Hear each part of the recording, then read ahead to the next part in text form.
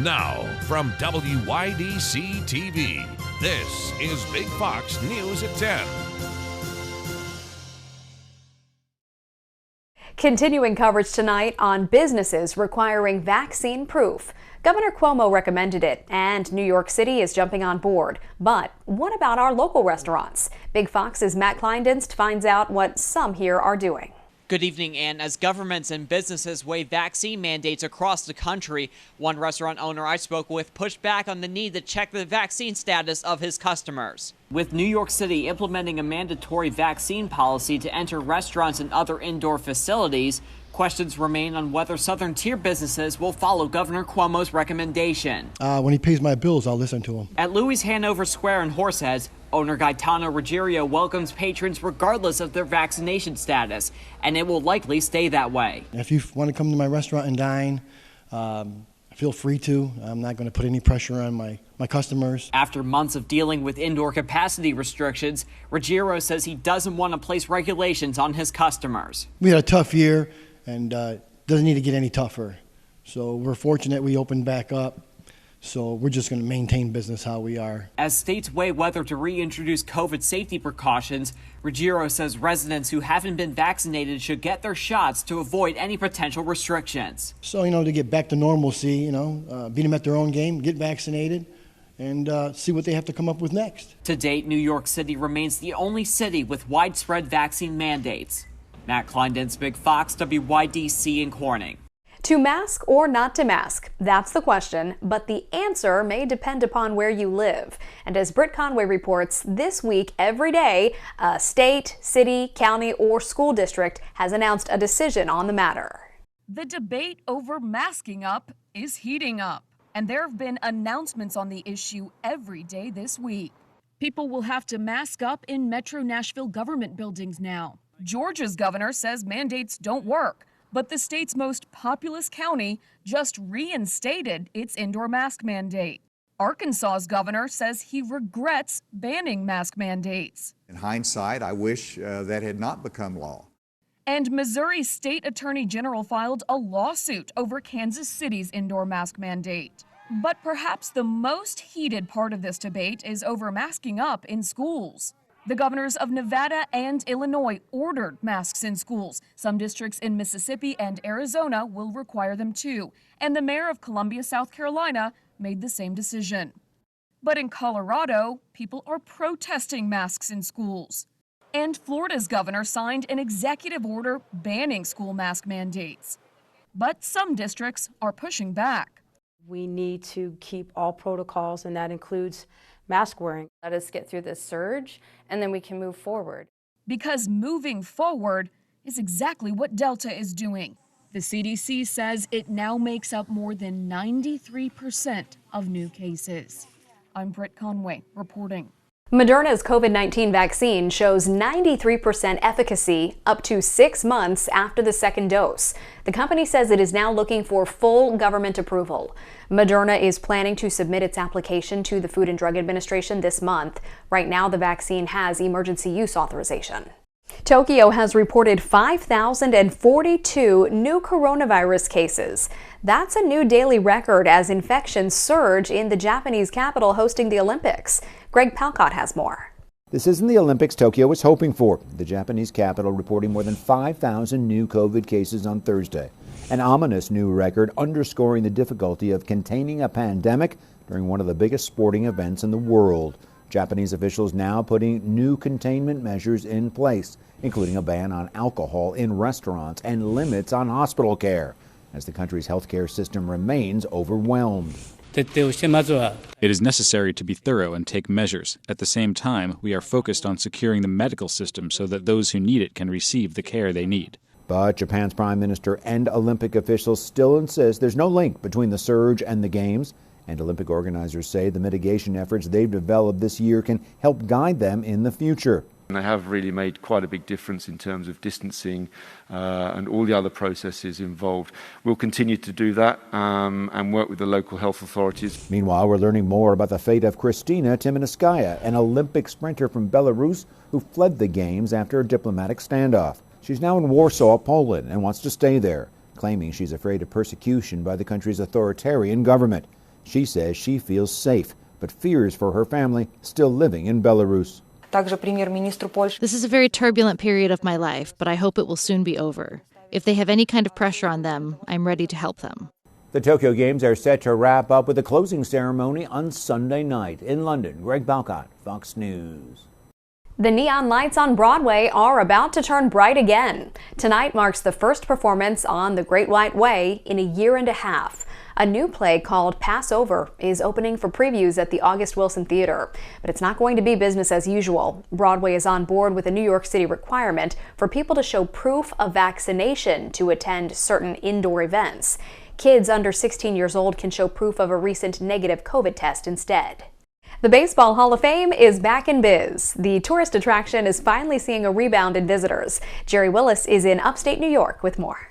Welcome to the holiest of holies. Look, if you're a baseball fan, this room, the Portrait Gallery at the Baseball Hall of Fame is, well, it's iconic. And it's an iconic piece of Americana. We are in Cooperstown, New York at the Hall of Fame, which was forced to close or operate at just a limited capacity last year. Folks here are telling us that they couldn't be happier to be open, and they're welcoming fans back. As you can see, there are kids here, there are adults, there are families, lots of people there. So far, attendance is coming back. It's not at 2020 levels, about half of 2020 levels. They're expecting ultimately for the year about 160,000 to 170,000 of the 300,000 folks that they had in 2019. So getting back to business, but not quite there yet. Listen. We've seen it trend up to the point where we're nearing some of the numbers that we saw 2 years ago prior to COVID. For us, it's all about the community partnership. No matter what this brings in, it's going to help not only us, it's our hotels, it's our restaurants, the local shops, and we're really all in this together. So in addition to this hall, there's also 40,000 artifacts, pieces of memorabilia all through this museum. There are 3 levels of artifacts. And I asked the question, hey, how much is this worth, right? Well, they didn't have an answer for me, but I can tell you one thing for sure. There is one baseball card, a Mickey Mantle card, rookie year, that somebody bought elsewhere for $5 million last year. So you can bet this is worth billions of dollars, were it on the market, which it is not. In Cooperstown, New York, Jerry Willis, Fox Business. The New York Auto Show hits a roadblock. The show was supposed to kick off in 2 weeks, but its organizers have pulled the plug on it as the Delta variant of COVID-19 spreads across the U.S. This year's show was set to have a focus on electric vehicles. The 2020 New York Auto Show was delayed and then later canceled. The city of Elmira now has a plan on where to spend money from the American Rescue Plan. The city was awarded $28 million from the federal relief bill and has already received half of the funds. Of the $14 million already available, 35% will be used on local infrastructure. 23% will be used to provide household and business assistance. 17% will make up for lost revenue. Another 17% will invest in tourism. And 8% will be used to pay employees. Senator Joni Ernst has a proposed Cuomo amendment to the infrastructure bill. The Republican from Iowa says it would halt funds to a state that has a governor that state or federal officials confirm sexually harassed employees. This comes after New York's Attorney General issued a report that said Governor Andrew Cuomo harassed numerous women while creating a, quote, hostile work environment. So far, there's been no agreement to take a vote on the Ernst amendment. There is also a chance the amendment will not be voted on before debate on the infrastructure bill is shut down. Corning police are investigating a stabbing incident involving a 14-year-old boy. According to reports, officers were dispatched to the Centerway Bridge near the Corning YMCA on Monday night. Police found a teen with multiple stab wounds and sent him to Guthrie Hospital. The teen was released from the hospital after surgery. Anyone with information on the incident is asked to call Corning Police. We are learning more about the fatal stabbing of a Pentagon police officer. The attack happened at the building's transportation center on Tuesday. It turns out the suspect was out on bail from Cobb County, Georgia. He was released on a $30,000 bond in May. He faced a series of charges, including 2 counts of aggravated battery on a police officer. Tom Rousey has more. New information from the FBI this afternoon. They say suspect Austin Lands of Georgia got off the bus and immediately stabbed Officer George Gonzalez in a completely unprovoked attack. ABC News sources say he stabbed him in the back of the head and then took Officer Gonzalez's gun and shot at the officer with it. Lands then shot himself, and sources say it's unclear if he died from that or gunshots from other police officers. Gonzalez was an Army veteran who received multiple medals, including a Commendation Medal for service in Iraq. The Pentagon Force Protection Agency describes the Brooklyn native as well-liked and well-respected among his colleagues. The loss of one of our protectors it makes my heart break. Those who frequent the Pentagon are stunned by what happened to one of the officers who keep the world's largest office building safe. The resulting investigation has closed the normally busy bus area. And Metro trains are passing through the Pentagon station without stopping. Glenn Crizet often gets off there for meetings at the Pentagon. I typically, from my office in Crystal City, take the Metro. Today, he and others instead took shuttle buses between the Pentagon and Pentagon City, where the Metro station is open. Also, Metro and other buses that normally stop at the closed Pentagon bus bay area are stopping here instead. Today, with it being closed, we had to come over to the Pentagon City Mall, and I realized I don't know my bus number. Metro and other transit workers are on hand to help. Still ahead tonight, a North Carolina man known for his Halloween decorations pulling out his displays a little early this year to encourage people to get the COVID vaccine. If you're not vaccinated, you are not a patriot. You are not a patriot. I want to tell you that. You're in danger in America because this virus doesn't play. The heartbreaking experience that led him to put up this 13-foot skeleton in his front yard. Here's your local stock market update from Big Fox.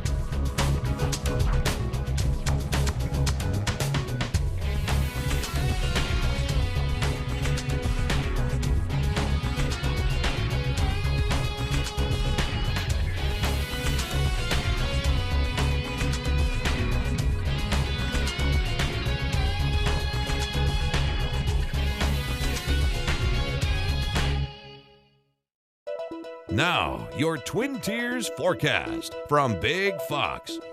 Tonight's Big Fox forecast is brought to you by William Attar.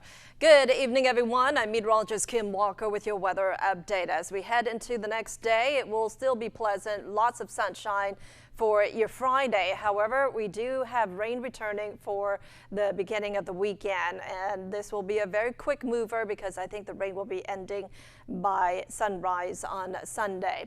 And then the heat will be back on as a ridge of high pressure just really builds up to the north.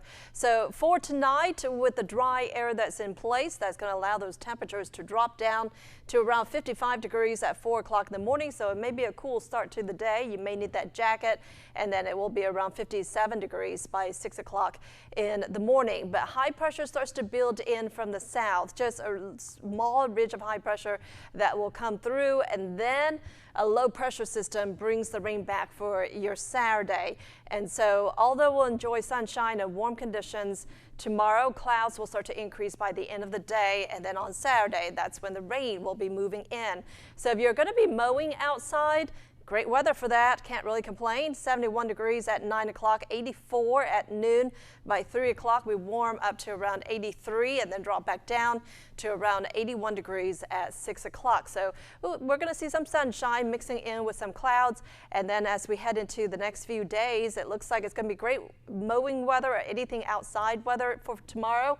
And then on Saturday, with the rain chance, just a fair, I would give it a fair rating as far as your mowing outlook is concerned. And it's going to be a little bit better on Sunday and Monday, although we do have the possibility of an isolated thunderstorm or two in the afternoon. But take a look at this. So our dew points have been quite low in the last couple of days, but they will start to inch up as we head into the weekend, especially on Sunday, climbing into the upper 60s. So that's an indication that the muggy air will be back as we head into the weekend. So for next week, once the system on Saturday moves on, high pressure builds in from the south, the jet stream moves into Canada.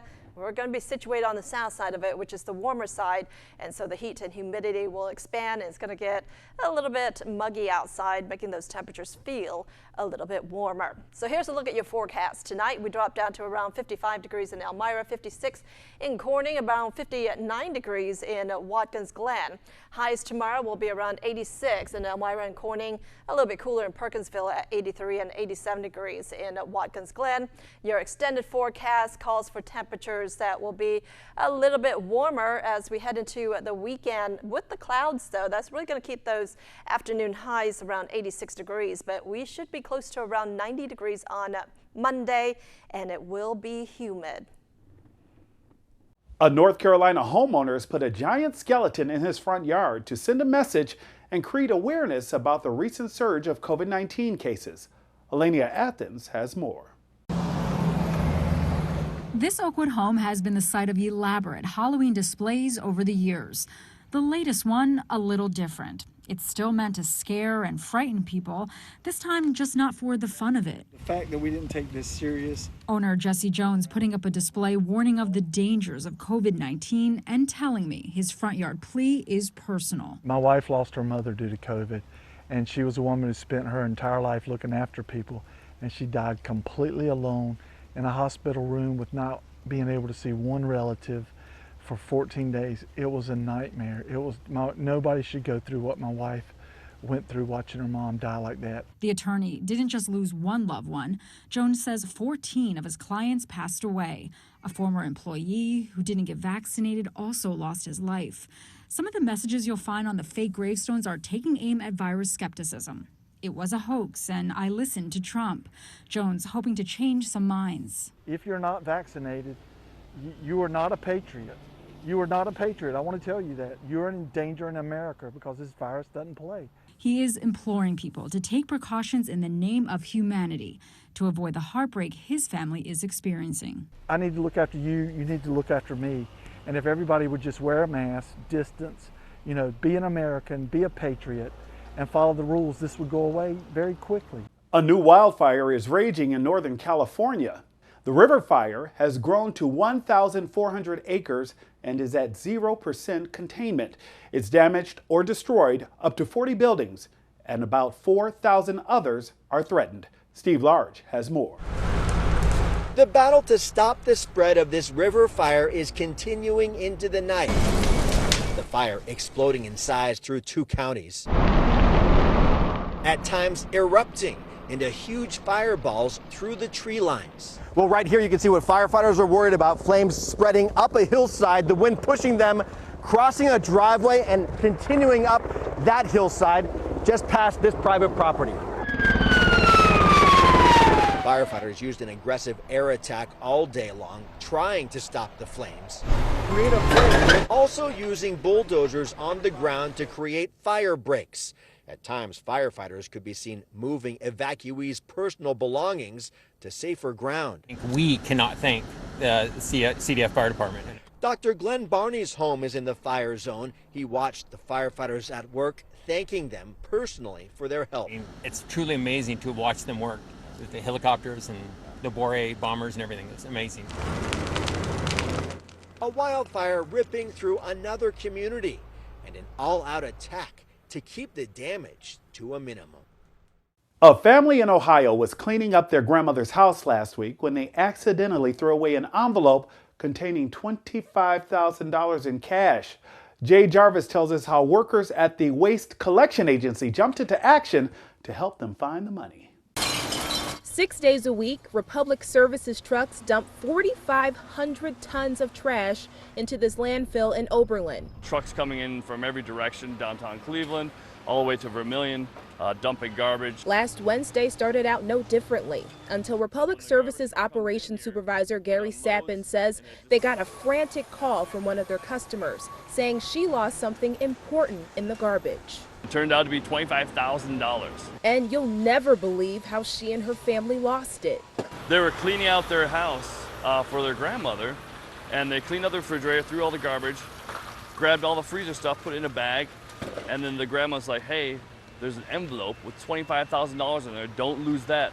And she's like, Grandma, I already lost that. I'm like, it's in the garbage. Sappin says they immediately got to work to find the missing money. One team was trying to track down the driver and find out exactly what his location was, if he made it to the landfill yet. Because once trash hits the landfill, it's game over. What happens when they get to the landfill is they will come in, they'll drop off their load of garbage, the bulldozers will immediately start smoothing it out. If it got dropped there, there's no finding it anymore. Sappin and his team made arrangements for that truck driver to drop off his load at this recycling center in Oberlin. That load was about half the size of this 12-ton pile. And once it was all dumped out, it was all hands on deck to find that cash. I told the gals, I said, if it's in there, we'll find it for you, because they were pretty upset. Operations manager Dan Shavy was one of the 10 workers who jumped in to search for the money and was the lucky one who spotted the bag. Couldn't believe it. It took 10 minutes, and I seen it. I said, man, that looks just like that.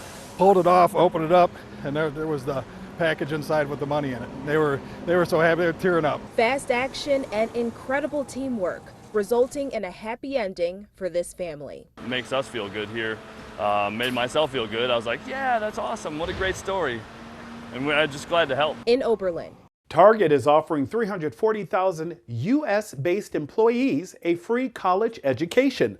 The retailer says that all team members will be eligible for debt-free undergraduate degrees, certificates, certifications, free textbooks, and more with no out-of-pocket cost on their first day of work at Target starting this fall. A cold-hearted thief stole the cash from a kid's lemonade stand in Iowa, but when life gives you lemons, you make lemonade. When the kids reopened the stand, the community showed up big time. Amanda Rooker has the story. Hi, would you like some lemonade? 9-year-old twins Caitlin and Elias were just having a lemonade stand Monday, but things quickly turned sour. We were just selling lemonade, and the car drove up, and the girl hopped out. I asked if she would like lemonade. She said yeah. Then she grabbed the chip jar, went to the passenger seat of the car, and the car drove away. When the family called the police, they say the response was sweeter than they could have imagined. I started messaging, some people that I work with, asking them to maybe get together and visit the lemonade stand so that we could make a difference in Caitlin and Elias's day. The twins reopened their stand and decided that when life gives you lemons, you just keep making lemonade. 4 different law enforcement agencies showed up to help them raise back the money that was stolen. But the support kept coming. We heard what happened. One day later, and business is booming. There's a lot of ice in that one. The number of people that are showing up for these kids is just unbelievable. It chokes me up. So to see these kids and as happy as they are right now, that's what it's about, taking care of our community. And as for Caitlin and Elias, their mom says this life lesson makes it all worth it. There was one bad apple, but they got to feel the goodness of so many more people, and one bad apple will not ruin it for us. We are pressing on. The family says they've now raised over $750. They plan to donate it all to Shop with a Cop program and say they're just so excited to give back to the community that supported them. It just keeps going. We want to leave you with a smile tonight. Scientists say they found one of the world's rarest species of chameleon. Chapman's pygmy chameleon was thought to have gone extinct from deforestation. But a team from the South African National Biodiversity Institute found the animal in 3 forest patches. This chameleon blends into the leaves and only grows to about 2 inches. Scientists say the ones they found are isolated within their own location, making it nearly impossible to breed. The International Union for Conservation of Nature lists Chapman's pygmy chameleon as critically endangered. I hope they are able to find a mate. Thanks so much for joining us. Have a good night, and we'll see you back here tomorrow.